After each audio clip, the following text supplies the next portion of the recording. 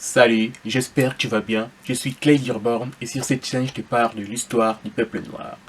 N'hésite pas à t'abonner, liker, activer la cloche pour être mis au courant de mes contenus et aussi pour me donner de la forme. Je vais te parler d'une femme que tu connais certainement, une femme incroyable, une femme qui a su dire non à un système qu'elle trouvait injuste, une femme qui a dit non aux mauvaises conditions dans lesquelles on l'obligeait à être.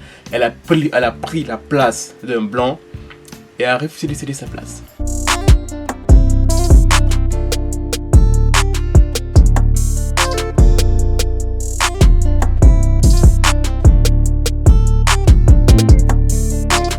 Les Nord-Américains vivaient dans une société non équitable où le traitement réservé aux Blancs n'était pas les mêmes que pour les Noirs. Mais beaucoup de Noirs ne désobéissaient pas aux règles pour pas avoir les ennuis, mais la soumission n'est pas toujours la solution. Pythagore disait les deux mots les plus brefs et les plus anciens, oui et non, sont celles qui exigent le plus de réflexion. Il nous arrive parfois de dire oui pour faire plaisir à quelqu'un ou pour éviter des problèmes à court terme avant de regretter après coup.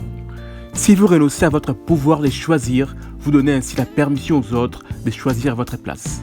Nous voulons tous être utiles et disons souvent oui, un simple mot qui peut nous causer du tort et nous engager dans des activités qui ne sont pas toujours essentielles pour nous. Donc, Rosa Parks, elle est née le 4 février 1913 en Alabama.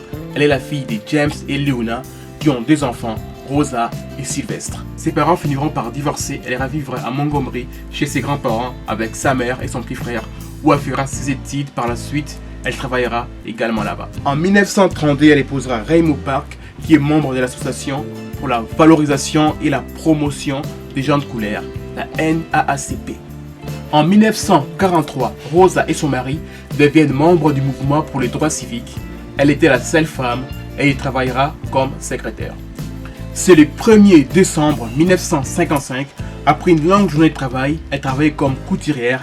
Elle monte dans le bus et s'assoit sur la place du milieu. Il y a un homme blanc qui est monté. Le chauffeur lui demande de céder sa place. Elle a dit non. Elle voulait pas. Elle a dit non. Hein? Trop c'est trop.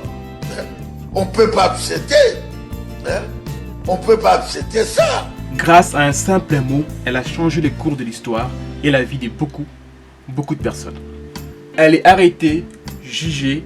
Elle est inculpée de désordre public et des violations des lois locales. Elle dira: les gens racontent que j'ai refusé de céder mon siège parce que j'étais fatigué. Mais ce n'est pas vrai. J'étais pas fatigué physiquement ou pas plus que d'habitude à la fin d'une journée de travail. J'étais pas vieille alors que certains donnent de moi l'image d'une vieille. J'avais 42 ans.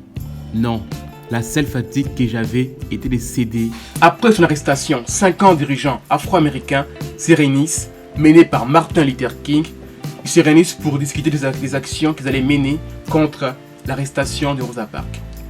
Ils fondent une association et élisent Martin Luther King comme président et ils organisent des boycotts contre les bus de Montgomery. Ces boycotts durera 381 jours. Il y a eu de nombreuses violences envers les Noirs, mais le 13 novembre 1956, les lois ségrégatoires dans le bus est déclarée anticonstitutionnelle. Dire non, c'est se laisser de la place dans la vie. En ne sachant pas dire non, vous vous accablez d'un poids qui finira par vous écraser. Rosa Parks contribue à la prise de conscience des Américains, devient une figure emblématique de la lutte contre la ségrégation raciale et la lutte des droits civiques aux États-Unis. Mais ce n'est qu'en 1964 que les lois ségrégatoires sont abrogées dans les lieux publics. C'est le 24 décembre 2005 que Rosa Parks rend l'âme dans les Détroits, dans le Michigan. Le premier place dans le bus de Montgomery restait libre en mémoire de Rosa Parks. Des milliers de personnes assistent à ses funérailles. Il émane de la puissance dans les simples faits de dire non, mais pour beaucoup d'entre nous, c'est l'un des mots les plus difficiles à dire. Si cette vidéo t'a plu, n'hésite pas à liker, t'abonner et activer la cloche. Moi je te dis à dimanche prochain pour une nouvelle vidéo. Prends soin de toi. Salut!